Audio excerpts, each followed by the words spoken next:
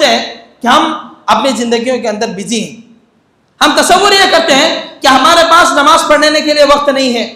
اذان سننے کے باوجود بھی ہم اپنے تجارتوں میں بزی ہو جاتے ہیں.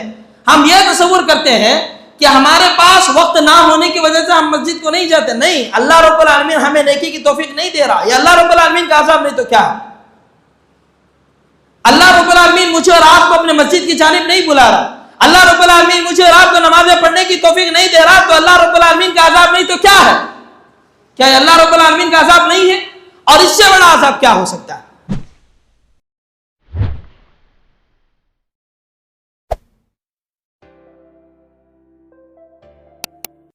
ان الحمد للہ نحمده ونستعینه ونستغفره ونعوذ باللہ من شرور انفسنا ومن سیئات اعمالنا من يهده الله فلا مضل له ومن يضلله فلا هادي له اشهد ان لا اله الا الله وحده لا شريك له واشهد ان محمدا عبده ورسوله فاعوذ بالله من الشيطان الرجيم بسم الله الرحمن الرحيم يا أيها الذين آمنوا اتقوا الله حق تقاته ولا تموتن إلا وأنتم مسلمون يا أيها الناس اتقوا ربكم الذي خلقكم من نفس واحدة وخلق منها زوجها وبث منهما رجالا كثيرا ونساء واتقوا الله الذي تساءلون به والأرحام إن الله كان عليكم رقيبا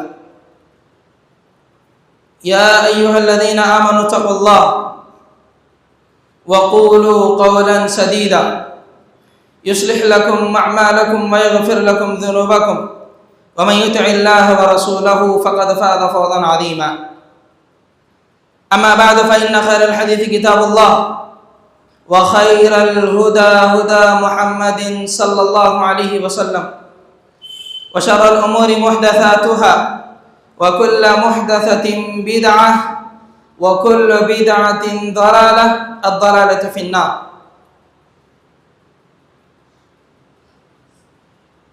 قال الله سبحانه وتعالى في كلامه المجيد بسم الله الرحمن الرحيم الذين آمنوا وعملوا الصالحات طوبى لهم وحسن مآب. تمام قسم کی تعریف و توصیف، کبریائی و بڑائی، جاہ و جلال، شان و شوکت صرف اسی اللہ رب العالمین کے لیے ہے جو میرا اور آپ کا خالق ہے، مالک ہے، رازق ہے. بعدہ درود و سلامتی کا نزول ہو تمام انبیاء اکرام علیہ السلام پر، بالخصوص میرے اور آپ کے آخری نبی تاجدار مدینہ آمینہ کے لال جناب محمد رسول اللہ صلی اللہ علیہ وسلم پر. اللہم صل وسلم علی نبینا محمد صلی اللہ علیہ وسلم. حاضرین جمعہ، اللہ رب العالمین کا یہ اصول ہے کہ جو بندے نیک عمل کرتے ہیں تو اللہ رب العالمین اس کا انہیں اچھا بدلہ عطا فرماتا ہے، دنیا میں بھی اور آخرت میں بھی. اس کا تذکرہ کرتے ہوئے اللہ رب العالمین نے قرآن مجید کے اندر فرمایا الذین آمنوا وعملوا الصالحات طوبی لہم وحسن مآب. اے وہ لوگو جو ایمان لے کر کے آئے ہو، اگر تم عمل صالح کرتے ہو تو اللہ رب العالمین تمہاری زندگیوں کو خوشحال بنا دے گا، وحسن مآب، اور اللہ رب العالمین آپ کو بہتر زندگی عطا کرے گا اور آپ کا ٹھکانہ بھی بہتر رہے گا. تو اس آیت کریمہ سے نکتہ یہ ملا کہ جو بندے اچھے عمل کرتے ہیں ان کا فائدہ ضرور ملے گا، دنیا میں بھی اور آخرت میں بھی. اور اسی کے برعکس اگر بندہ کوئی برا عمل کرتا ہے، گناہ کے کام کرتا ہے، تو جتنا نیک کام کرنے پر اللہ رب العالمین ثواب دے گا، اتنے ہی برے کام کرنے پر اللہ رب العالمین عذاب بھی دے گا. جتنا اچھا بہتر عمل کا بدلہ ملے گا، اتنا ہی برے عمل کا بدلہ بھی اتنا ہی برا ملے گا۔ اللہ رب العالمین نے اس کا تذکرہ کرتے ہوئے قرآن مجید کے اندر فرمایا وَمَنْ أَعْرَضَ عَنْ ذِكْرِي فَإِنَّ لَهُ مَعِيشَةً ضَنْكَ وَنَحْشُرُهُ يَوْمَ الْقِيَامَةِ أَعْمَى، کہ جو میرے ذکر سے اعراض کرتا ہے، منہ موڑ لیتا ہے، میری باتوں کو چھوڑ دیتا ہے، اللہ رب العالمین کہ معیشتاً ضنکا، ایسے انسان کی زندگی کو ہم تنگ کر دیتے ہیں۔ یہ دنیا کا نقصان ہوا کہ اللہ دنیا میں اس کی رزق کو تنگ کر دیتا ہے، اس کی زندگی کو تنگ کر دیتا ہے، اور آخرت میں اس کا نقصان یہ ہے کہ وَنَحْشُرُهُ يَوْمَ الْقِيَامَةِ أَعْمَى، کہ جب اللہ رب العالمین ہمیں اپنے قبروں سے اٹھائے گا تو ایسے بندے کو اندھا بنا کر کے اٹھائے گا۔ جو بندہ برے اعمال کرتا ہے اللہ تعالیٰ ایسے بندے کو کل قیامت کے دن اندھا بنا کر کے اس کو اٹھائے گا۔ اگر بات کریں اللہ رب العالمین کے عذاب کی تو اللہ رب العالمین کا عذاب مختلف ہوتا ہے کئی طرح سے، اور اگر ہم تاریخ کا مطالعہ کریں گے، پچھلی قوموں کو دیکھیں گے تو اللہ رب العالمین نے طرح طرح کے عذابات کو پچھلی قوموں پر بھیجا، سب پر ایک طرح کا عذاب نہیں آیا۔ اللہ رب العالمین کا مقصد، اللہ نے جب بھی ان قوموں کو برباد کرنا چاہا تو اللہ نے مختلف قسم کے عذابات کو بھیج کر اللہ نے انہیں تباہ و برباد کر دیا۔ تو اسے نقطہ کیا ملا کہ عذاب ایک جیسا نہیں ہوتا، عذاب بدل بدل کر اللہ رب العالمین دیتا ہے۔ تو چلیے ذرا تاریخ کو یاد کرتے ہیں کہ اللہ نے پچھلی قوموں کو کیسے برباد کیا۔ اللہ رب العالمین نے بعض قوموں کو پانی کے ذریعے سے برباد کر دیا، بارش کے ذریعے سے، طوفان کے ذریعے سے اللہ نے بعض قوموں کو برباد کر دیا۔ جیسے نوح علیہ السلام کی قوم کہ ایک نبی 950 سال دعوت و تبلیغ کا کام کرنے کے باوجود بھی کہ جس کے ماننے والے بہت کم تھے، کہ ان کا بیٹا خود اپنے باپ پر ایمان لے کر کے نہیں آیا۔ تو جب اللہ رب العالمین نے دیکھا کہ ان کی قوم زیادہ سرکش ہو گئی ہے، نبی کو بہت زیادہ ستانے لگے، تو اللہ رب العالمین نے جب انہیں برباد کرنے کا عزم کر لیا تو اللہ رب العالمین نے انہیں پانی کے ذریعے سے برباد کر دیا۔ جی دلیل آیت کریمہ، اللہ نے فرمایا فَفَتَحْنَا أَبْوَابَ السَّمَاءِ بِمَاءٍ مُنْهَمِرٍ وَفَجَّرْنَا الْأَرْضَ عُيُونًا فَالْتَقَى الْمَاءُ عَلَى أَمْرٍ قَدْ قُدِرَ وَحَمَلْنَاهُ عَلَى ذَاتِ أَلْوَاحٍ وَدُسُرٍ۔ اللہ رب العالمین نے اس آیت کریمہ میں واضح کیا کہ فَفَتَحْنَا أَبْوَابَ السَّمَاءِ بِمَاءٍ مُنْهَمِرٍ، کہ اللہ رب العالمین نے ان کے لیے آسمان کو کھول دیا، یعنی آسمان سے بارش برسانا شروع کر دیا، اور اتنا بارش برس رہا تھا کہ لوگوں نے تصور کیا کہ گویا کہ آسمانوں کو چھید پڑ گئے ہیں، آسمان چھنی ہو گیا ہے، کہ جس کی وجہ سے اتنا خطرناک بارش ہو رہا ہے۔ اللہ نے کہا کہ ہم نے آسمان کو ان کے لیے پھاڑ دیا، لگاتار ان پہ بارش ہو رہی تھی۔ اور اتنا ہی نہیں، اللہ نے کہا وَفَجَّرْنَا الْأَرْضَ عُيُونًا فَالْتَقَى الْمَاءُ عَلَى أَمْرٍ قَدْ قُدِرَ۔ ایک تو عذاب یہ کہ ان کے اوپر موسلادھار بارش ہو رہی ہے، اور دوسرا عذاب یہ کہ وہ کھڑے کھڑے ان کے پیروں کے بیچ میں سے چشمے کا پانی پھوٹ رہے تھے۔ وہ جہاں کھڑے تھے ان کے پیروں کے درمیان سے اللہ رب العالمین نے چشموں کو ابال دیا، چشمے پھوٹ پڑے ان کے پیروں سے۔ اور بعض لوگ اس عذاب سے بچنے کے لیے پہاڑ کی چوٹی پر چلے گئے، جو پہاڑ کی جو اونچائی ہوتی ہے وہاں جا کر کے رہ گئے، لیکن پہاڑ کے پیچھے سے ایک بڑی لہر اٹھی اور ان تمام لوگوں کو اپنے لپیٹ میں لے لیا۔ عذاب تو عذاب اللہ رب العالمین کا، کوئی بچ سکتا ہے؟ اللہ کسی کو جب برباد کرنا چاہے اس کو کیسے بھی کر سکتا ہے، چاہے وہ کہیں پر بھی چھپ لے، اللہ اس کو چھوڑے گا نہیں۔ تو اس سے نقطہ کیا ملا کہ اللہ رب العالمین پانی کے ذریعے سے بھی برباد کر سکتا ہے، اور اسی طریقے سے اللہ رب العالمین نے بعض قوموں کو آگ کے ذریعے سے برباد کر دیا۔ آسمان کی صفت کیا ہے؟ بادلوں کی صفت یہ ہے کہ پانی کو برسانا، یہ آسمان کی صفت ہے۔ بادلوں کی صفت یہ ہے کہ وہ پانی کو برسائے، لوگوں کے لیے فائدہ پہنچائے، لیکن اللہ کہتا ہے ہم اس کے مخالف بھی کرتے ہیں۔ ان کی صفت گرچہ بارش برسانا ہے، لیکن یہ ہماری قدرت میں ہے کہ اگر ہم چاہیں تو اس سے آگ بھی برسا سکتے ہیں۔ اللہ کہتا ہے آئی ایم اے کریٹر، میں خالق ہوں, میں جو چاہے کر سکتا ہوں. Everything is possible for me, ہر چیز میرے لیے ممکن ہے, میں کر سکتا ہوں. اصحاب الایکا, شعیب علیہ السلام کی قوم, جب انہوں نے اپنے نبی کو جھٹلایا, انہیں نبی کو ستایا, تو اللہ رب العالمین نے اس قوم کو آگ کے ذریعے سے برباد کر دیا. اللہ نے اس کا تذکرہ کرتے ہوئے قرآن مجید کے اندر فرمایا فَكَذَّبُوهُ فَأَخَذَهُمْ عَذَابُ يَوْمِ الذُّلِّ. اللہ نے فرمایا فَكَذَّبُوهُ فَأَخَذَهُمْ عَذَابُ يَوْمِ الذُّلِّ, کہ اللہ رب العالمین نے انہیں آگ کے ذریعے سے برباد کر دیا. اصل میں اس واقعے کو جو ہے چھتری والا عذاب بھی اس کو کہتے ہیں. تاریخ میں لکھا گیا کہ اس کو چھتری والا عذاب بھی کہتے ہیں. دراصل یوں ہوا کہ اللہ رب العالمین نے مسلسل اس قوم کے اوپر گرمی کو اور دھوپ کو جاری کر دیا ان کے اوپر. جب وہ اس دھوپ کو, اس گرمی کو برداشت نہیں کر سکے تو ایک جنگل کی طرف بھاگ کر کے چلے گئے. تو وہاں پر اللہ رب العالمین نے ایک بادل کو بھیجا کہ جس کے اندر شعیب علیہ السلام کے ماننے والے لوگ داخل ہو گئے, اور وہ بادل کا ٹکڑا ان پر سایہ کر رہا تھا اور ٹھنڈی کو ان کے اوپر پھینک رہا تھا. جب شعیب علیہ السلام کو ماننے والے تمام لوگ اس چھت کے نیچے آ گئے تو فوراً اللہ رب العالمین نے اس قوم کے اوپر آگ کے عذاب کو برسانا شروع کر دیا. آگ کی بارش ان کے اوپر ہونے لگی, جس کی وجہ سے وہ پوری کی پوری قوم کیا ہو گئی, تباہ اور برباد ہو گئی. تو اس سے نقطہ کیا ملا کہ آسمان سے صرف بارش نہیں, اگر اللہ رب العالمین چاہا تو آگ کو بھی برسا سکتا ہے.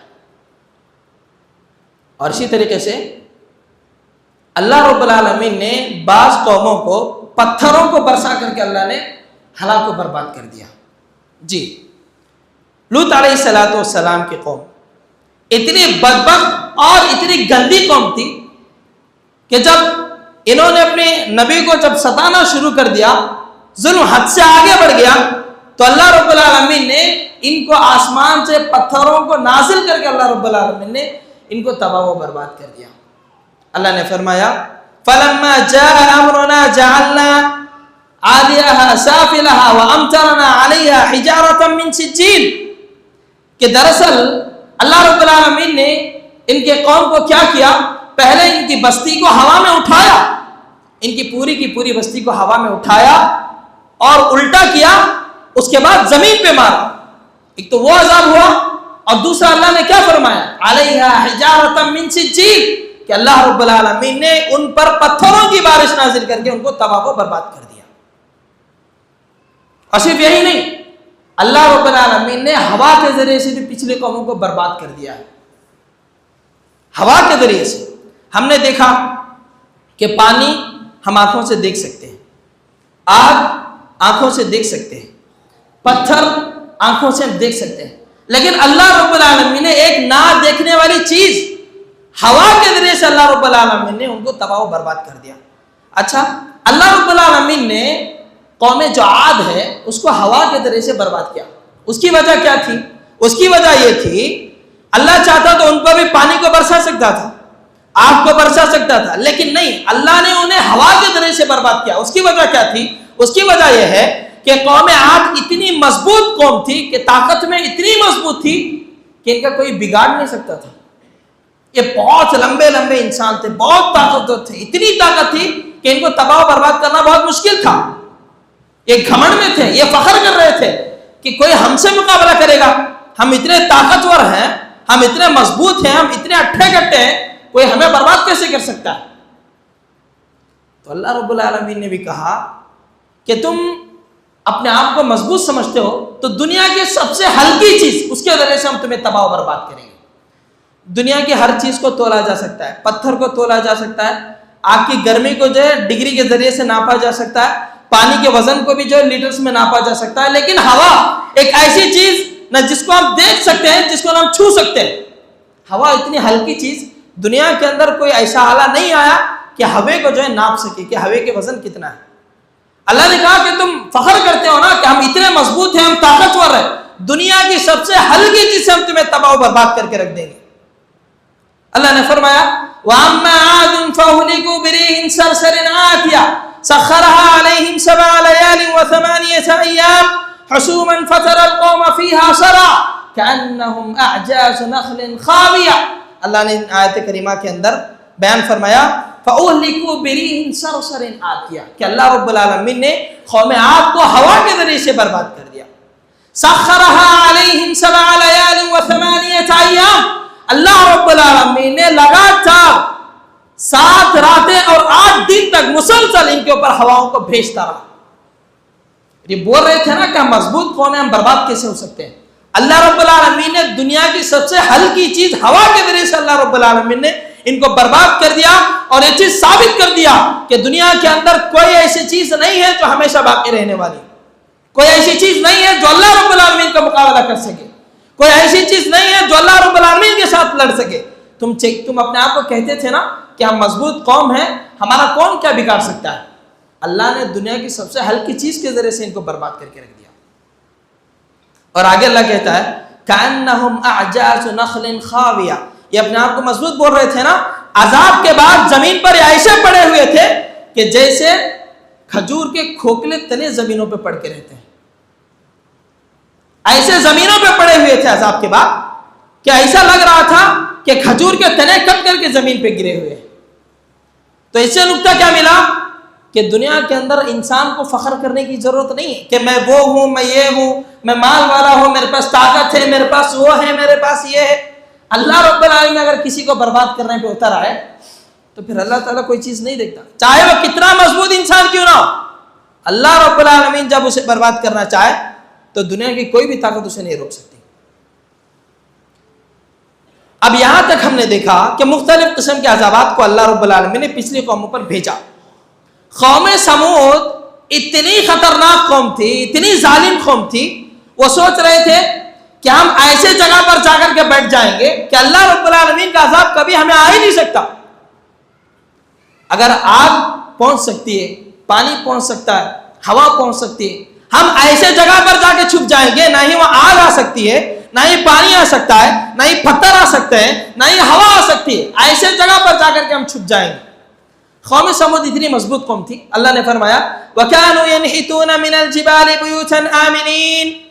یہ قوم سمود ایسی قوم تھی پہاڑوں کے اندر پتھروں کو تراش کر کے اپنے گھر بنایا کرتے تھے, اور باقاعدہ صالح علیہ السلام سے چیلنج بھی کیے, تم کیا عذاب سے ہمیں ڈراتے ہو, ہاں عذاب سے تم ہمیں ڈراتے ہو, ہم ایسے جگہ میں جا کر کے چھپ جائیں گے, تمہارا رب کا عذاب کبھی بھی ہمیں آ کر کے نہیں پکڑے گا. اور وہ جا کر کے پہاڑوں میں چھپ گئے. اور اللہ رب العالمین کی شان, کوئی اللہ کا مقابلہ کر سکتا ہے؟ اللہ کہتا ہے تم ایسے جگہ پر چھپ گئے جہاں پر پانی نہیں آ سکتا, ہوا نہیں جا سکتی, اور اسی طریقے سے وہاں پر پتھر نہیں آ سکتے. اللہ کہتا ہے کہ ہمارے پاس ایک اور ذریعہ بھی ہے, ہمیں تمہیں چیخ کے ذریعے سے برباد کر دیں. اللہ نے فرمایا فَأَمَّا ثَمُودُ فَأُهْلِكُوا بِالطَّاغِيَةِ کہ اللہ رب العالمین نے قوم سمود کو ایک چیخ کے ذریعے سے برباد کر دیا. آواز تو تم تک پہنچ سکتی ہے, پانی نہ پہنچے ٹھیک ہے, آگ نہ پہنچے ٹھیک ہے, پتھر نہ پہنچے ٹھیک ہے, لیکن آواز تو تم تک پہنچ سکتی ہے. تو اللہ رب العالمین نے قوم سمود پر ایک ایسی چیخ کو بھیجا کہ جب اس چیخ کو سننے کے بعد قوم سمود کے کان پھٹ گئے اور اندر سے ان کے دل و دماغ پگھلنے لگ گئے. تو یہ تمام واقعات ذکر کرنے کا مقصد یہ ہے کہ جب اللہ رب العالمین کسی کو برباد کرنا چاہے وہ کیسے بھی کر سکتا ہے, اور اس کا عذاب مختلف قسم کا ہوتا ہے. کبھی عذاب کبھی پانی کے ذریعے سے, کبھی آگ کی شکل میں, کبھی برسات کی شکل میں, کبھی زلزلوں کی شکل میں.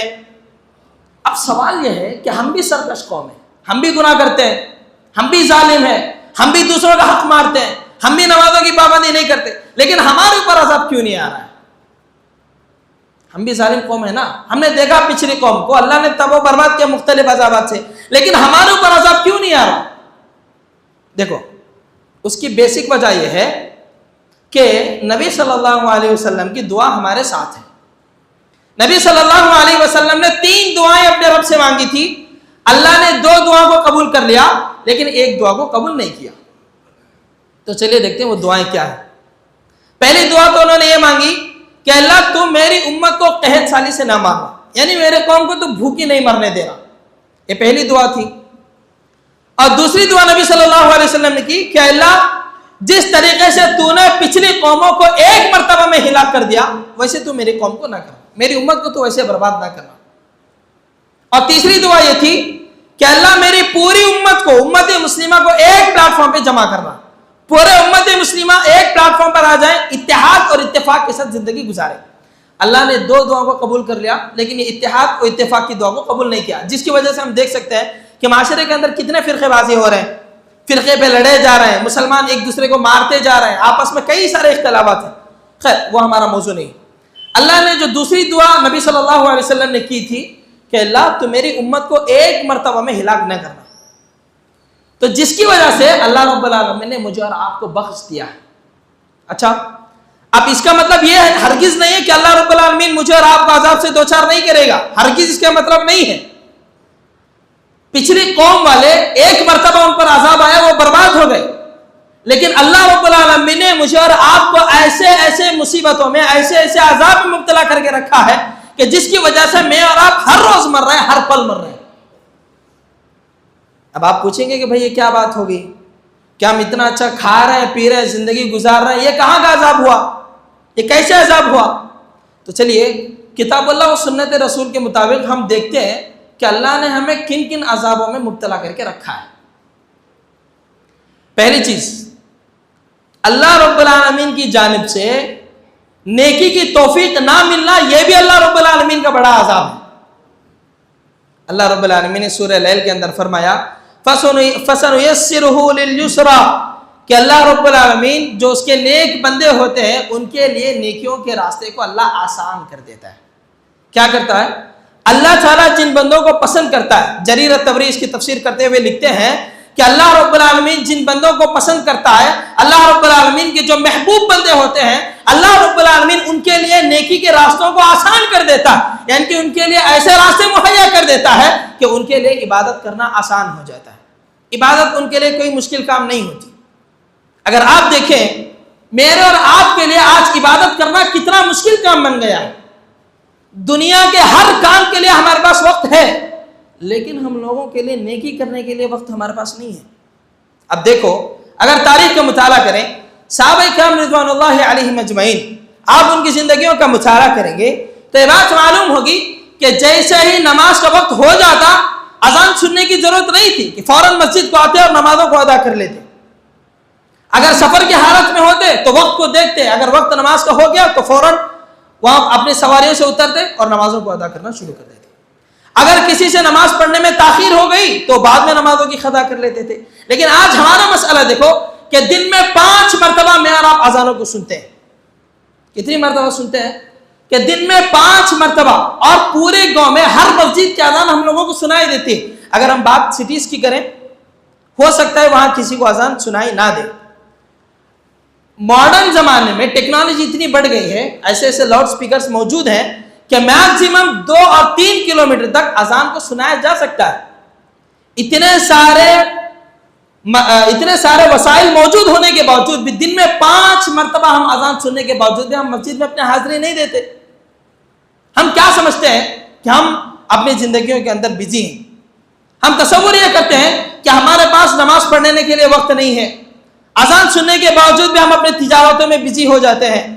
ہم یہ تصور کرتے ہیں کہ ہمارے پاس وقت نہ ہونے کی وجہ سے ہم مسجد کو نہیں جاتے۔ نہیں، اللہ رب العالمین ہمیں نیکی کی توفیق نہیں دے رہا، یہ اللہ رب العالمین کا عذاب نہیں تو کیا ہے؟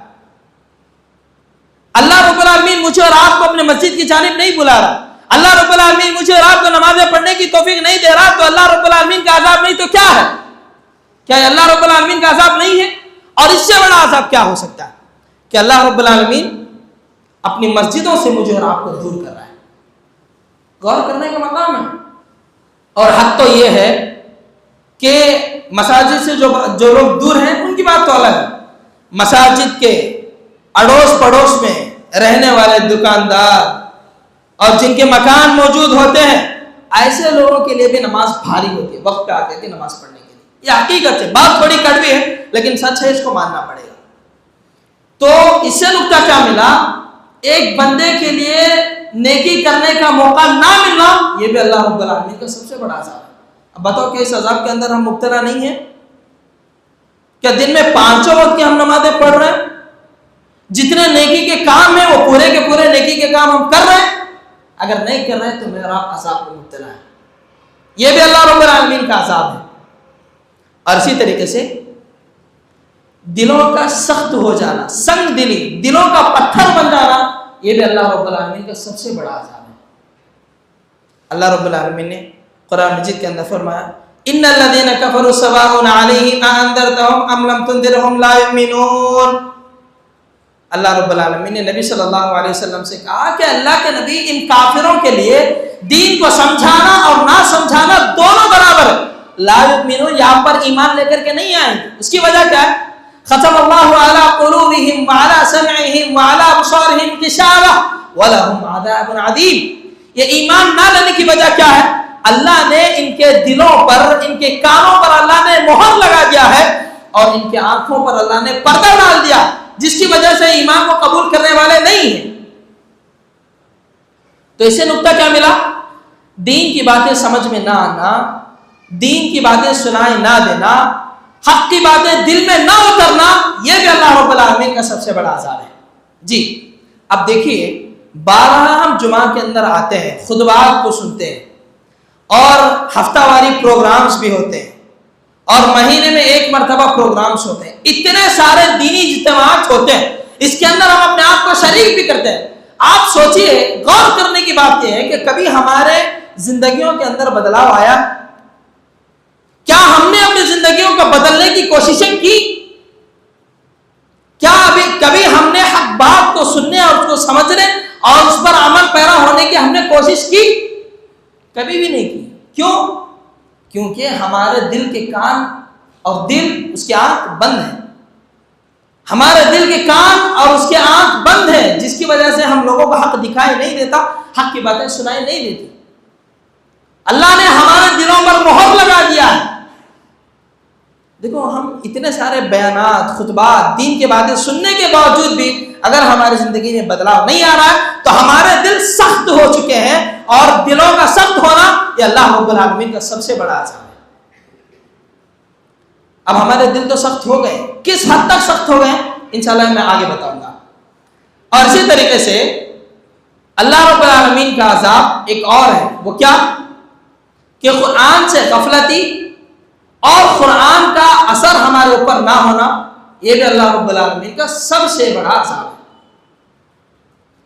اللہ رب العالمین نے سورہ انفال کے اندر فرمایا کہ قرآن کی خصوصیت پتہ ہے کیا ہے؟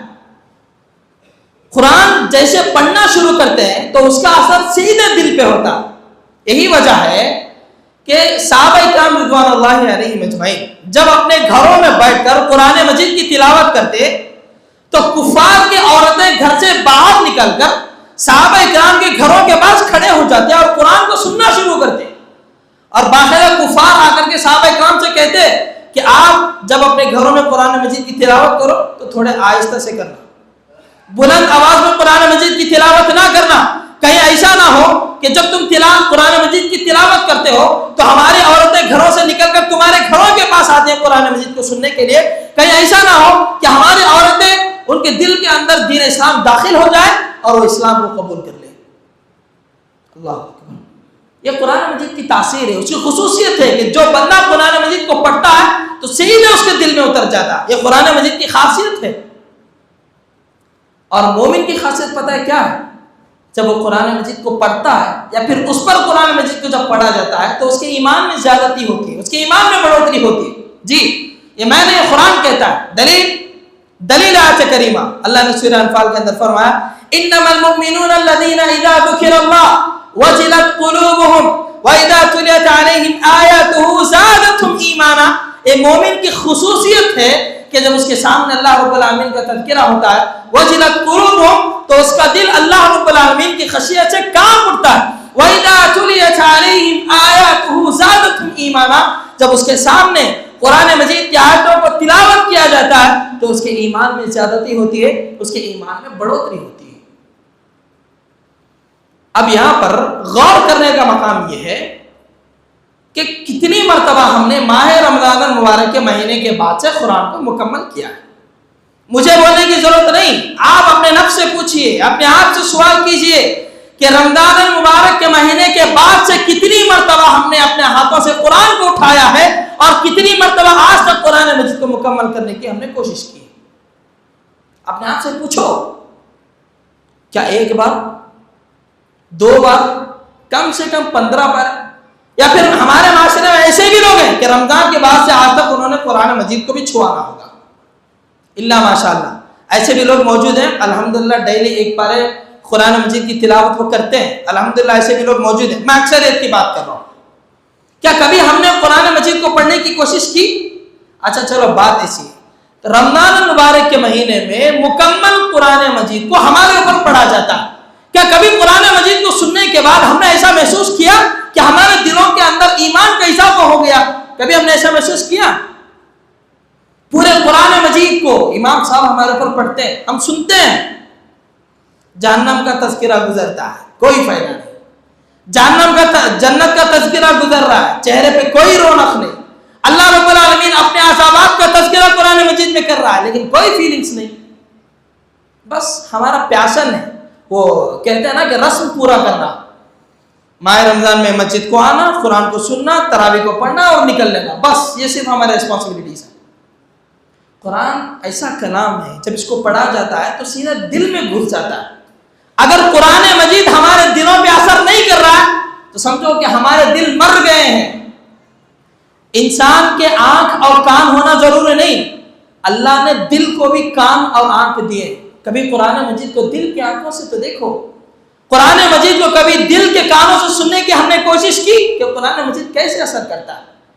कुरान मजीद हमारे ऊपर असर नहीं हो रहा है, तो इसका मतलब क्या हुआ कि हम अल्लाह रब्बुल आलमीन के अज़ाब में मुब्तला हैं कि कुरान मजीद जैसी चीज से अल्लाह रब्बुल आलमीन ने मुझे और आपको दूर कर दिया, इससे बड़ा अज़ाब क्या हो सकता है। जैसे कि हमने शुरू में कहा था कि हमारे दिल कितने सख्त हो गए। अल्लाह ने कुरान मजीद में फरमाया, लौ अंज़लना हाज़ल कुरान अला जबलिन लरअयतहु खाशियम मुतसद्दियम मिन खशियतिल्लाह, कि अगर कुरान मजीद को अल्लाह रब्बुल आलमीन किसी पहाड़ पर नाजिल कर देता तो अल्लाह रब्बुल आलमीन के डर से, अल्लाह के खौफ से, अल्लाह की खशियत से पहाड़ रेजा रेजा हो जाता। ये कुरान मजीद की खुसूसियत है। इतना पावरफुल कुरान मजीद है, अगर उसको पहाड़ पर उतारा जाता तो पहाड़ रेजा रेजा हो जाता। लेकिन हम कुरान मजीद को पढ़ते हैं लेकिन हमारे दिलों में असर नहीं है। हम कुरान मजीद को सुनते हैं लेकिन फिर भी हमारे दिलों में कोई असर नहीं। कुरान मजीद को बार बार हम सुनते हैं, उसकी तिलावत करते हैं, लेकिन हमारे ईमान में कोई इजाजत नहीं है। ये अल्लाह का अज़ाब नहीं तो क्या है। एक तो दीनी नुकसान ये हुआ कि जिसके दिल पे अल्लाह रब्बुल आलमीन जंग लगा दे। अल्लाह ने कहा, अफला यतदब्बरून कुरान अम अला कुलूबिन अक़फ़ालुहा, क्या तुम कुरान मजीद में गौर व फिक्र नहीं करते, या फिर अल्लाह ने तुम्हारे दिलों पर ताले डाल दिया है। हमारे दिलों में ताले पड़े हुए हैं, हमारे दिलों पर जंग लग चुका है, जिसकी वजह से ना तो हमें हक दिखाई देता है, ना हक सुनाई देता है, और ना ही हमारा दिल हक को कबूल करता है। ये नुकसान हुआ। दीनी नुकसान ये हुआ कि दिल सख्त होने की वजह से ना आंख हक को देख सकते हैं, ना हमारे कान हक को सुन सकते हैं, ना हमारा दिल हक को कबूल कर सकता है। और इसका दुनियावी नुकसान ये है कि जब आदमी अपने दिल को सख्त बना लेता है तो जिसकी वजह से घरों से बरकतें उड़ जाती हैं, रिश्ते नाते टूट जाते हैं, चाहे वो रिश्ते नाते कैसे भी क्यों ना। आज देखो, आज हमारे घरों में अगर माया मोहब्बत नहीं है, अगर आज हमारे रिश्ते टूटे हुए हैं, अगर आज हमारे खानदान उजड़े हुए हैं, तो सिर्फ और सिर्फ सख्त दिली की वजह से। अब देखो, एक घर के अंदर मियाँ बीवी साथ होने के बावजूद बीवी शोहर से नाराज है, शोहर बीवी से नाराज है। एक घर में एक फैमिली जिंदगी गुजारने के बावजूद बाप बेटे से नाराज है, बेटा बाप से नाराज है, भतीजा चचे से नाराज है और चचा भतीजे से नाराज है, भांजा मामू से नाराज है और मामू भांजे से नाराज है। उसकी वजह क्या? हमारे दिल सख्त हो गए हैं। दुनिया का हर रिश्ता ये प्यार और मोहब्बत पे टिका होता है, और प्यार और मोहब्बत इंसान को सिर्फ नर्म दिली से हासिल होती है। हमारे दिल इतने सख्त हो गए हैं कि हमारे दिलों से प्यार, मोहब्बत, उल्फत, भाईचारगी तमाम चीजें खत्म हो गई, कि जिसकी वजह से आज हमारे रिश्तों के दरमियान दरारें पड़ी हुई हैं, जिसकी वजह से आज हमारे खानदान उजड़ गए। मोहब्बत नहीं है। एक घर में मियाँ बीवी साथ है लेकिन बावजूद एक दूसरे के दुश्मन है। एक फैमिली, जॉइंट फैमिली होने के बावजूद एक दूसरे से बुग़्ज़, कीना, कपट हमारे दिलों के अंदर है। तो हमारे दिलों को पाक करने की जरूरत है और हमारे दिलों को नर्म करने की जरूरत है। वैसे तो बहुत सारी बातें हैं, वक्त इस बात की इजाजत नहीं देता। आखिरी एक बात बताकर میں اپنی بات کو میں ختم کروں گا. اور آخری چیز یہ ہے کہ اللہ رب العالمین کے ذکر سے دور ہونا یہ بھی اللہ رب العالمین کا سب سے بڑا عذاب ہے. اللہ نے فرمایا الا بذکر اللہ تطمئن القلوب. ایک مومن کا دل اللہ رب العالمین کے ذکر سے مطمئن ہوتا ہے, اطمینان حاصل کرتا ہے. اب ہم لوگ دیکھ رہے ہیں کہ اللہ رب العالمین کا ذکر ہم کس حد تک ہم اپنی زندگیوں میں کر رہے ہیں, کہ کہاں تک ہمارے زبانوں سے اللہ رب العالمین کا ذکر جاری ہے. اب ہماری زندگی میں سکون کہاں سے آئے گا؟ اللہ تو بتا رہا کہ ذکر مومن کا ہتھیار ہے. اگر تم سکون حاصل کرنا چاہتے ہو تم اللہ رب العالمین کا ذکر کرو. آج ہماری زبان اللہ رب العالمین کے ذکر سے خالی ہے. اللہ رب العالمین نے مجھے اور آپ کو اس کے ذکر سے دور کر دیا. تو کچھ چند باتیں تھیں, اور اسے یہی نہیں, بہت سارے عذابات ہیں, جیسے بن موسم کے بارش ہو جانا, یہ بھی اللہ رب العالمین کا عذاب ہے. دنیا کی محبت کسی کے دل میں آ جانا, یہ بھی اللہ رب العالمین کا عذاب ہے. آخرت سے غفلت اختیار کرنا, یہ بھی اللہ رب العالمین کا عذاب ہے. اللہ نے فرمایا اقترب للناس حسابهم وهم في غفلة معرضون. یقیناً مومنوں کا حساب لینے کا وقت بہت قریب آ گیا ہے, لیکن مومن غفلت میں پڑا ہوا ہے. اور اسی طریقے سے بیکار چیزوں میں مشغول ہو جانا, یہ بھی جہنم میں جانے کا سبب ہے, اور یہ بھی اللہ رب العالمین کا سب سے بڑا عذاب ہے. جب جنت اور جنتی اور جہنمی کا جب فیصلہ ہو جائے گا, جنتی سوال کریں گے ما سلککم فی سقر, کہ کس چیز کی بنیاد پر تم لوگوں کو جہنم میں ڈالا گیا. وہ کہیں گے قالوا لم نک من المصلین, ہم نمازیں نہیں پڑھا کرتے تھے دنیا کے اندر. ولم نک نطعم المسکین, ہم مسکینوں کو کھانا نہیں کھلاتے تھے. وکنا نخوض مع الخائضین, ہم بیکار باتیں کرنے والوں کے ساتھ بیٹھ کر کے اپنے وقت کو ضائع کرتے تھے. انہی بیکار چیزوں میں پڑھ کر ہم نمازوں سے دور ہو رہے ہیں, اللہ کی عبادت سے دور ہو رہے ہیں, اس کے ذکر سے دور ہو رہے ہیں, قرآن سے دور ہو رہے ہیں, اس کے گھر سے دور ہو رہے ہیں. یہ اللہ رب العالمین کا سب سے بڑا عذاب ہے کہ ہم بیکار چیزوں کے اندر اپنے آپ کو مشغول رکھیں. اس سے بڑا عذاب کیا ہو سکتا ہے؟ تو چند باتیں تھیں کہ جس کو آپ لوگوں کے سامنے رکھنا میں مناسب سمجھا. میں رب العالمین سے دعا کرتا ہوں کہ اللہ رب العالمین ہم تمام لوگوں کو جب تک زندہ رکھے, کتاب اللہ سنت رسول کے مطابق زندگی گزارنے والا بنائے, اور جب ہم مر جائیں تو اللہ تعالیٰ مجھے اور آپ کو کلمہ شہادت نصیب عطا کرے. آمین یا رب العالمین. وآخر دعوانا الحمدللہ رب العالمین. سبحان ربک رب العزۃ عما یصفون وسلام علی المرسلین والحمد للہ رب العالمین.